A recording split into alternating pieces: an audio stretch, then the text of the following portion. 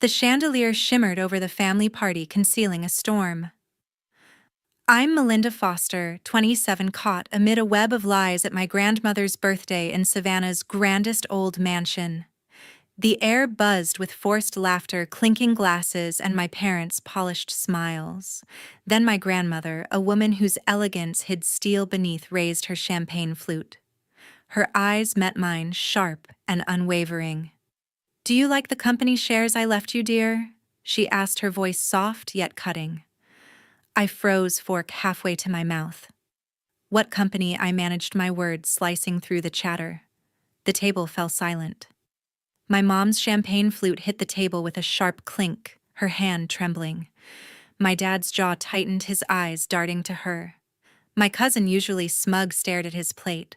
The room seemed to hold its breath, every guest waiting. My grandmother set her glass down deliberately, her smile cold and knowing. "You'll understand soon," she said, her gaze piercing my parents. My stomach twisted. This wasn't just a question, it was a spark threatening to ignite a truth I hadn't foreseen. Their perfect act, worn for years, was cracking right there under the chandelier's glow. I knew this night would change everything, but how? The answer hung in the air, just out of reach, and I needed to know more. Got a family secret that flipped your world upside down? Spill it in the comments and subscribe for more. Grandma's call lingered in my mind. 2 weeks before that shattering night at her birthday party, I was just Melinda Foster, 27, scraping by in Savannah, Georgia. I worked as a marketing assistant at Carter Holdings, a family startup my grandmother had built from the ground up. The job paid enough to cover my cramped apartment, but the rent was always late, and my fridge contained more instant noodles than pride. I didn't mind the effort, it was mine. But my parents had a different vision of what success looked like. Mom and Dad loved to flaunt their new life. Their gleaming Savannah townhouse, bought after some vague investment win, screamed wealth. Over Sunday dinners, they'd talk about their latest Caribbean cruise, or Dad's new Lexus, voices dripping with smugness. "Melinda, you could afford more if you applied yourself," Mom would say, her smile sharp as a paper cut. Dad would nod, adding, "You're almost 30. Time to grow up." Their words stung, but I bit my tongue, knowing they'd never grasp my dedication. My grandmother was different. She'd founded Carter Holdings with sheer grit, turning it into a tech darling. Even in her 70s, she commanded boardrooms with her presence. She'd always seen something in me, slipping me extra cash during college or whispering, "You're more than they think." Months earlier, she'd pulled me aside at a family barbecue, her hand firm on my shoulder. "I left something in your name, dear," she said. "Your parents will know the details." I assumed it was advice or a small keepsake, not something life-changing. She had entrusted Dad to handle it, and I hadn't questioned it then. That changed with her call. I was microwaving dinner when my phone buzzed. Her voice, steady yet warm, came through. "Melinda, have you checked on the gift I arranged for you?" she asked. I frowned, stirring my noodles. "The gift? I thought you meant like advice." Her pause felt heavy, as if she'd expected a different answer. "Your father was supposed to explain," she said, a slight edge creeping in. "Ask him." The call ended abruptly, leaving me staring at my cracked kitchen counter, unease curling in my chest. I couldn't shake it. Dad handling something for me. That didn't add up. He'd always treated my ambitions like a hobby, dismissing my late nights at Carter Holdings as playing at work. Mom was worse, always comparing me to my cousin who had recently bragged about some big business deal at a family lunch. His smug grin and vague talk of opportunities had grated on me, but I'd brushed it off. Now it felt like a clue. The next day, I spilled everything to Gina, my best friend in accounting at work. We were grabbing coffee at a diner near Carter Holdings' downtown office, a 10-minute drive from my apartment. Gina leaned forward, eyes narrowing as I recounted Grandma's call. "That's strange," she said, stirring her latte. "Your grandma owns a chunk of this company. If she left you something, it's probably in the ownership logs. Have you checked your work email lately?" Her words hit like a spark. I hadn't thought to dig into company records. Marketing kept me far from that side of things. Gina's suggestion stuck with me. My parents' boasts, my cousin's cryptic swagger, and Grandma's mysterious call didn't align. I'd always trusted Mom and Dad even when their jabs hurt. But the idea that they'd kept something from me, something significant, gnawed at my gut. My cousin's deal felt connected, though I couldn't pin it down. I drove home that evening, my old sedan rattling through Savannah's oak-lined streets, replaying Grandma's words. Why hadn't Dad mentioned anything? What was this gift? Back at my apartment, I opened my laptop, staring at the Carter Holdings email login. My fingers hovered over the keys, hesitation gripping me. If I dug into this, there'd be no turning back. But the unease was louder than my doubts. I needed answers, and that email might hold them. That email was about to unravel everything. One evening, an email from work changed everything. I was sprawled on my couch, laptop balanced on my knees, when the Carter Holdings notification appeared. The subject line read, "Ownership Transfer Update," and my heart skipped a beat. I clicked, expecting routine company news, but the words hit like a punch. A major share transfer had been finalized, and my name was nowhere in the document. My grandmother's words from her call echoed something about a gift in my name. If this was it, where was I? I called Gina the next morning, my voice tight as I explained the email. We met at a cafe near the office, a short drive from my apartment in Savannah. My best friend leaned forward, brow furrowed. "That sounds like an ownership log," she said, pushing her glasses up. "Those emails track share movements. You're in marketing, so you wouldn't see these often. If your grandma meant shares, they'd be listed under your name unless someone moved them." Her words landed hard, and I gripped my coffee mug. "Can I check that?" I asked. She nodded. Not my expertise, but Ethan in IT could dig into the system. He's good with locked files. I found Ethan a coworker in IT later that day at Carter Holdings. His desk was a mess of monitors and coffee cups, but his grin was easy.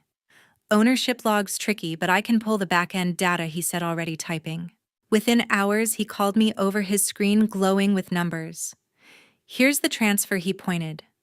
The shares meant for me had been rerouted to a fund called Coastal Ventures. My stomach dropped when I saw the fund's manager, my father. Dad had taken what was mine, and Grandma didn't know. I drove to my parents' townhouse that evening, the oak-lined streets of Savannah blurring past.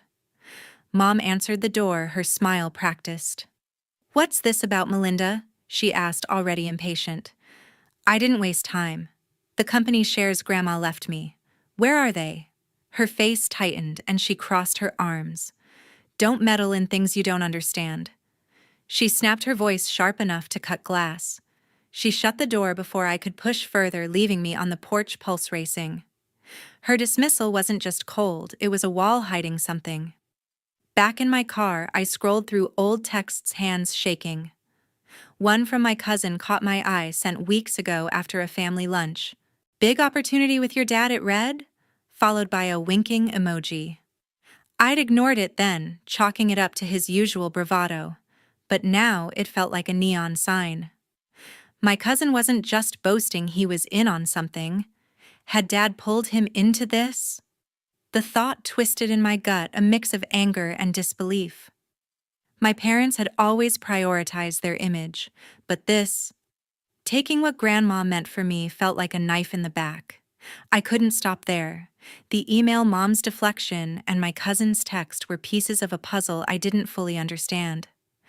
Marketing kept me away from the company's financial side, so I'd never questioned the ownership logs before. But now I saw how little I knew about Carter Holdings' inner workings and how much my parents had counted on that. Ethan's data was a start, but I needed more. I texted Gina asking if she could connect me to anyone with access to the company's legal files. If Dad had moved those shares, there had to be a paper trail. The drive home was quiet, but my mind was loud. I'd trusted my family even when their jabs hurt. Now that trust was crumbling. My cousin's text, Mom's sharp words, and that email weren't coincidences. They were hiding something, and I was done waiting for answers.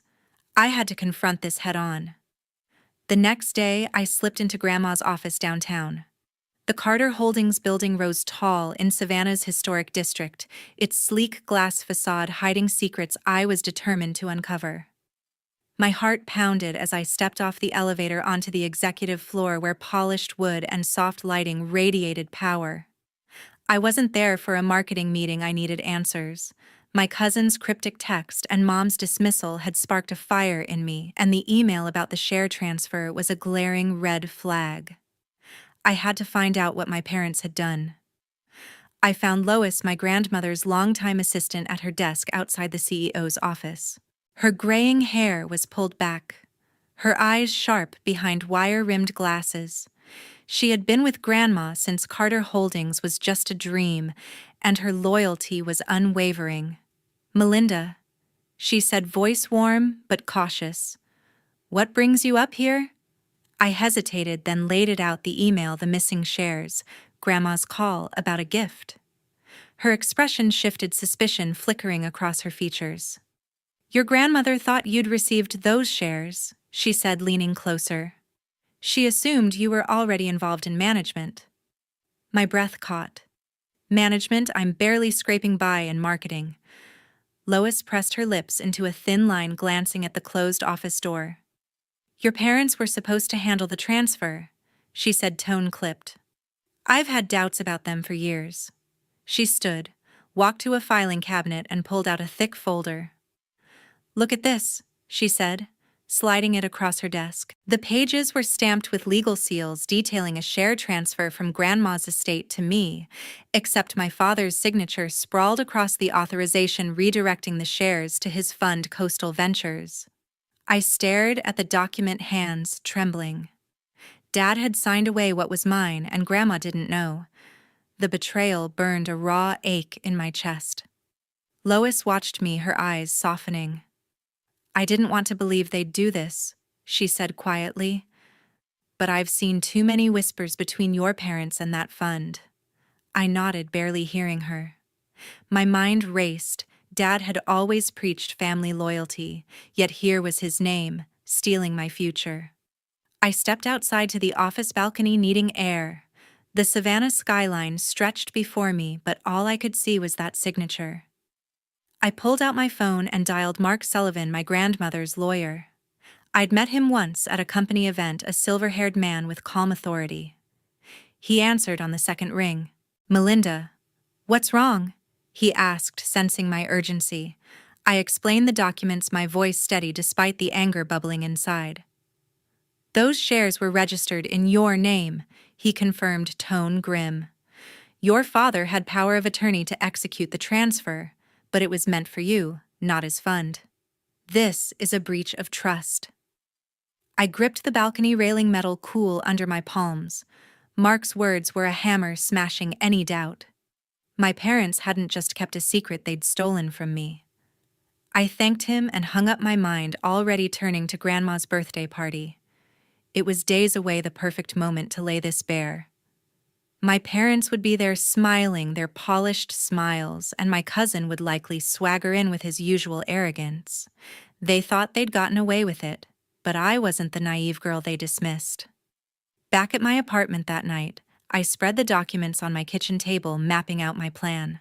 The party would be packed, family, friends, Carter Holdings executives.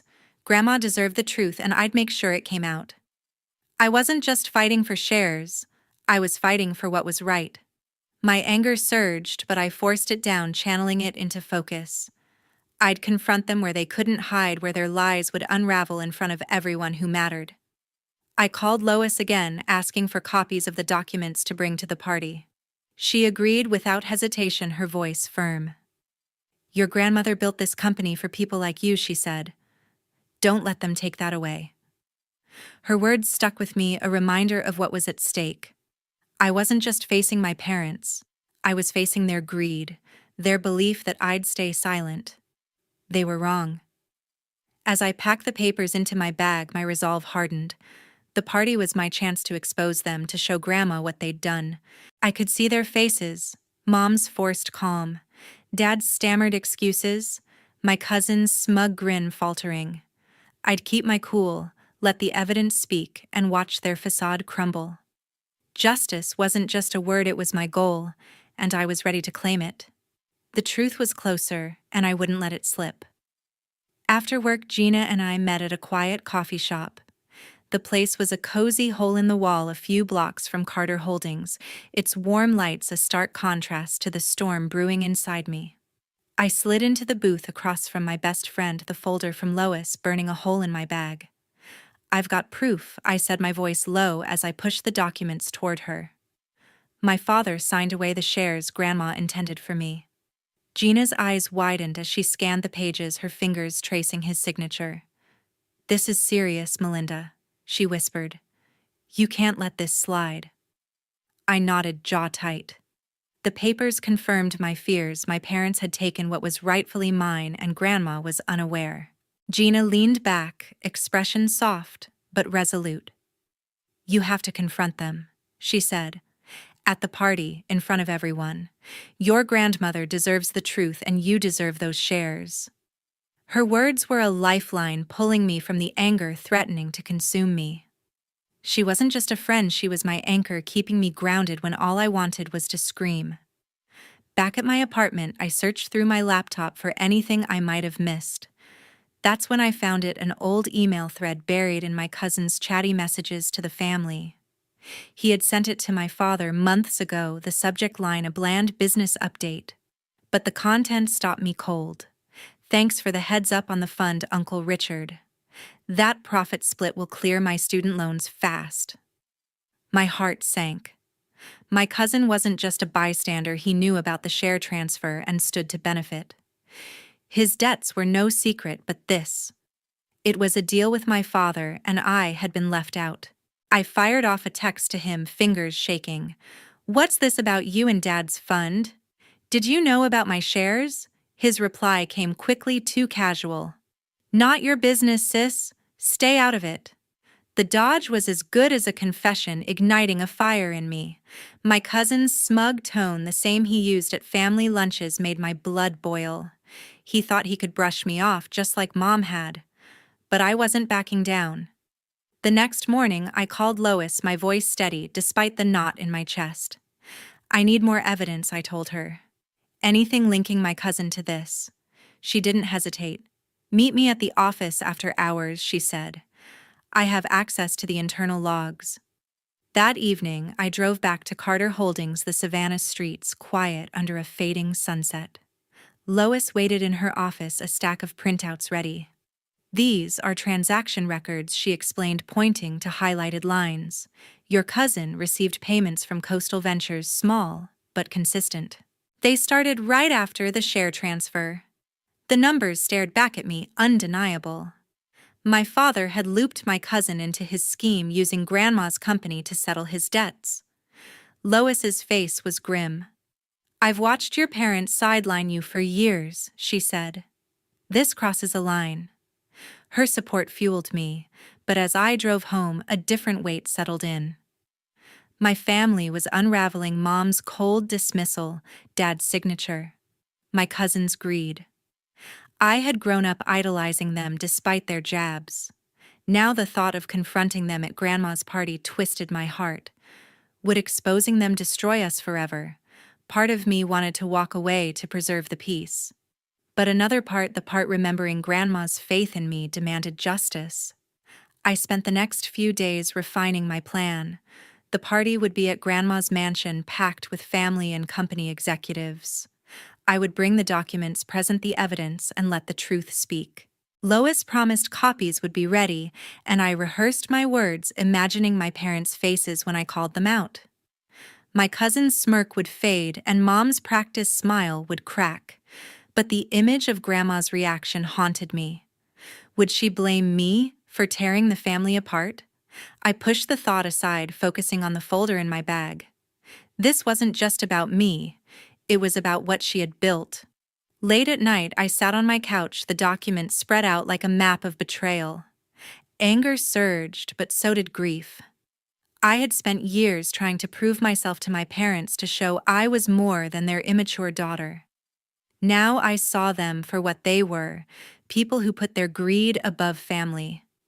My cousin was no better trading loyalty for a quick payout.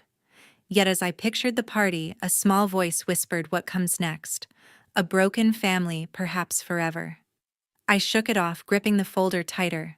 I wasn't just fighting for shares, I was fighting for the truth Grandma deserved. The party was my moment to strike. The night of Grandma's birthday arrived thick with tension. The grand Savannah mansion buzzed with guests, family friends, Carter Holdings executives, all gathered beneath glowing chandeliers. I stood near the dining room, my folder of evidence tucked safely in my purse, my heart pounding like a drum. The air felt heavy, every smile a mask. My parents mingled with practiced ease, Mom's laugh, sharp, Dad's posture, rigid. My cousin lingered by the bar, his grin as smug as ever. I gripped my glass, bracing myself for what was coming. Grandma entered her presence commanding despite her age. She wore a tailored dress, her eyes scanning the room with quiet authority. As dinner began, she raised her champagne flute, the chatter fading. "So, Melinda," she said, her gaze locking onto mine, "do you like the shares I left you?" The question hit like a spark, just as it had weeks ago. The table froze, forks clattering softly. I took a breath, my voice steady. "What company?" I asked, reflecting my earlier confusion but now armed with the truth. Mom's glass slipped, shattering on the table with a piercing crash. Wine splashed her dress, her face paling. Dad coughed, his voice rushed. "We were protecting your future, Melinda," he said, his words hollow. Guests exchanged glances, the room electric with unease. Grandma's eyes narrowed, her flute still raised. "Well, maybe it's time they explain," she said, her tone sharp enough to cut through the silence.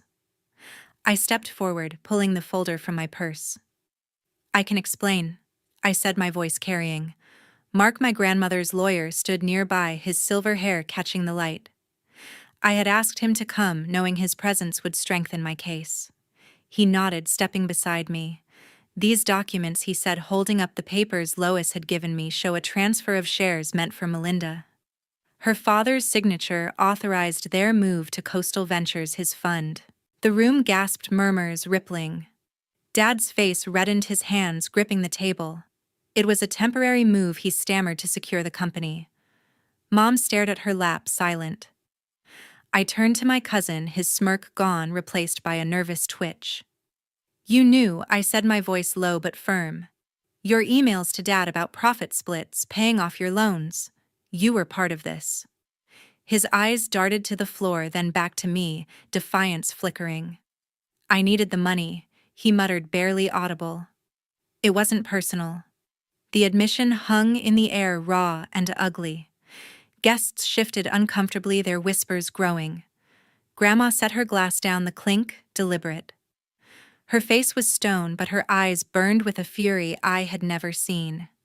"You three," she said, pointing at Mom, Dad, and my cousin, "thought you could steal from my granddaughter, from my legacy." Her voice rose steady but laced with rage. "I trusted you, Richard, to handle her shares. You betrayed us both." Dad opened his mouth but no words came. Mom reached for his arm, her face crumpling. My cousin shrank in his seat, his bravado gone. Grandma turned to me, her expression softening yet resolute. "Melinda," she said, "those shares were yours to lead this company forward." "They still are." She faced the room, her voice commanding. "Effective immediately, I'm transferring full control of a new share allocation to Melinda." "You three," she glared at my parents and cousin, "are cut off. From me, from this family, from Carter Holdings."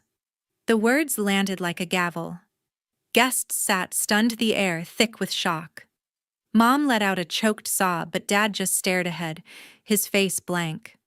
My cousin pushed back his chair, muttering something about fairness, but no one listened. Mark stepped forward, handing me a new document. "This reinstates your shares," he said quietly. "Your grandmother's orders." I took it, my hand steady despite the chaos in my chest. This was justice, but it didn't feel like victory. I looked at Grandma, her eyes meeting mine with a mix of pride and pain. She had built Carter Holdings from nothing, and now she was entrusting it to me.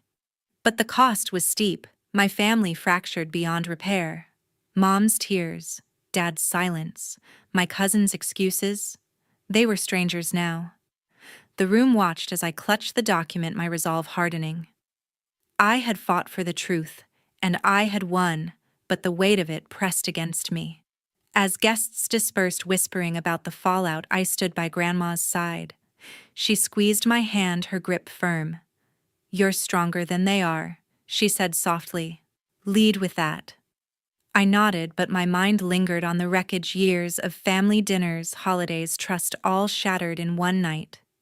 I had exposed their lies, but the truth hadn't set me free. It had carved a new path, one I would walk alone. I stepped into my new role, but the scars remained. The morning after, the mansion was eerily silent. The grand dining room, alive with chaos the night before, now stood empty, its polished tables reflecting the soft morning light. My parents and cousin had left without a word. No apologies, no glances back. Their absence carved a hollow space in me, a mix of relief and lingering ache.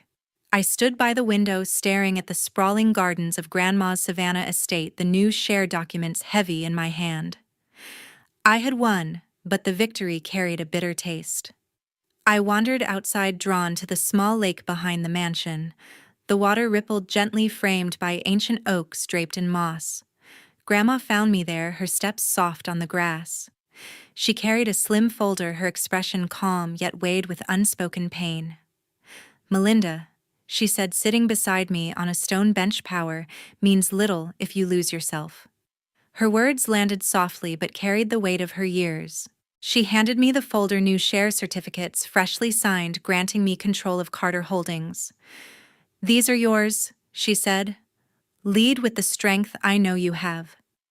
I traced the papers, my fingers lingering over her signature. The shares represented more than wealth, they embodied her trust, her legacy.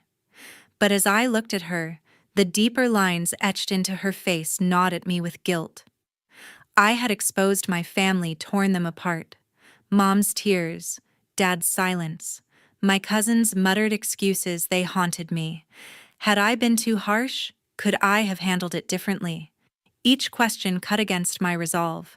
Grandma seemed to sense it. "You did what was right," she said firmly. "They chose their path. You chose truth." Her hand rested on mine, warm and steady. "You're not responsible for their mistakes." I nodded, but the weight did not lift. I had spent years seeking their approval, enduring jabs about my immature choices. Now they were gone, leaving me both free and tethered to the wreckage. News of the scandal spread quickly. Savannah's tight-knit business circles buzzed with gossip. My parents' names, once respected, now whispered with disdain. Their investment deals dried up, invitations to elite galas vanished. Dad's Coastal Ventures Fund, once a rising star, was shunned by partners wary of his ethics. Mom, who had thrived on social status, retreated from public view, her absence from charity boards noted in hushed tones. I learned all this through colleagues at Carter Holdings, each rumor a reminder of the cost of truth. My cousin faced his own reckoning. His hopes of a cushy role at Carter Holdings evaporated.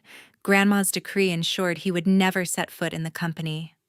I discovered from a mutual friend that he had taken a low-paying job out of state, his debts still looming. Part of me pitied him, remembering his boasts about big opportunities. But pity faded when I recalled his email to Dad, trading my future for his gain. He had made his choice just like my parents had. Back at my apartment, I spread the share documents on the table, staring at the numbers that now defined my role. Carter Holdings was mine to steer, a chance to honor Grandma's vision.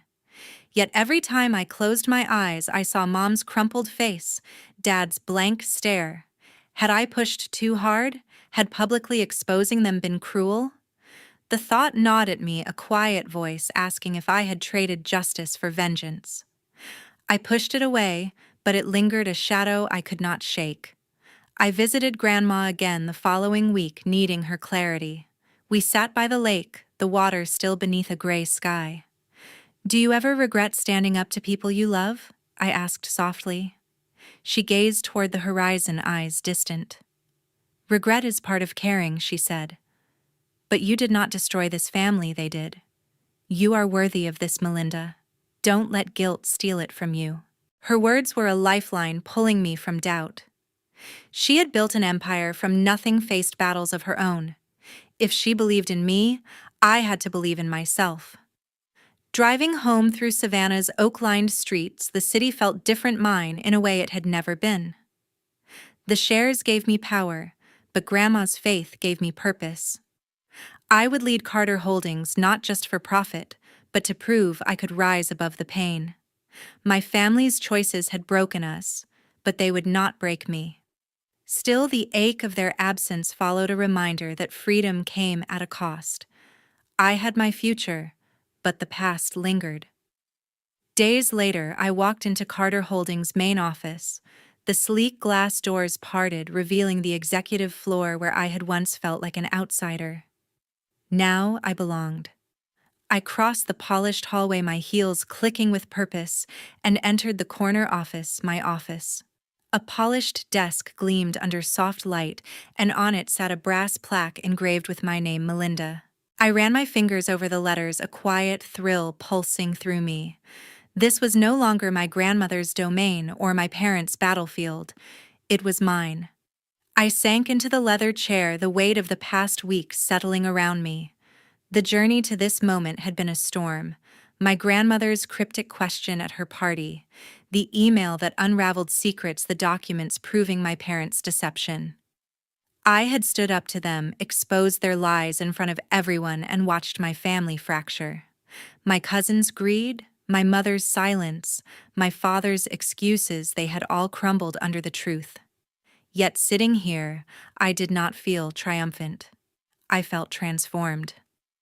The view outside stretched across Savannah's historic district rooftops framed by ancient oaks. I had grown up in this city tied to the Carter name, always chasing approval I would never earn. My parents had seen me as a pawn, my cousin as a rival. But I had trusted my instincts, something deeper than their expectations, and it had led me here. The shares my grandmother entrusted to me were not just power. They were proof that I could carve my own path. Trust your instincts over family ties, I thought. That lesson was etched into every step of this fight. Under my leadership, Carter Holdings began to shift. I met with department heads, my marketing background, guiding bold campaigns that drew new clients. The company's stock climbed, whispers of my parents' scandal fading as our results spoke louder. Colleagues who had once dismissed me now listened, their nods a quiet acknowledgement of my place. I poured myself into the work, late nights blending into early mornings, each decision a brick in the legacy I was building. This was not about erasing the past, it was about claiming the future. Yet as the company thrived, my thoughts drifted to what I had lost. My parents had not reached out since the party, their absence a cold void. I had heard through colleagues that they had left Savannah, their reputations in tatters. My cousin was gone too, chasing jobs far from the city's judgment. I wondered if they hated me, if they saw me as the one who had torn us apart. Guilt crept in at quiet moments, whispering that I had been too harsh, too unforgiving. Had I fought for justice or for pride? The question lingered unanswered. I pushed back against it, focusing on the office around me. The plaque on my desk was a reminder not of victory, but of choice. I had chosen truth over loyalty to a family that had never truly seen me. My grandmother's words by the lake echoed, I was worthy. She had believed in me when I doubted myself, and that faith anchored me now. I was not just leading a company, I was proving I could stand alone. One evening, I stayed late reviewing a new contract. The office was quiet, the city lights twinkling beyond the window. I leaned back, my eyes catching the plaque again. It was not just a name, it was a declaration. I had spent years tied to the Carter legacy, defined by my family's expectations. Now I was free, not because I had won, but because I had chosen myself. Trust your instincts over family ties was not just a lesson, it was my truth, hard-earned and undeniable. This story, I realized, was not about shares or scandals. It was about finding strength in your own voice even when it costs you everything familiar. For anyone listening, the value is clear. Your instincts are your compass, truer than any bond that demands you shrink. I had lost my family, but I had gained myself. As I looked out over Savannah, the city no longer felt like a weight. It was my home, and I belonged here not as a Carter heir, but as Melinda whole and unyielding. I ran my hand over the plaque with my name no longer a Carter heir, but my own person.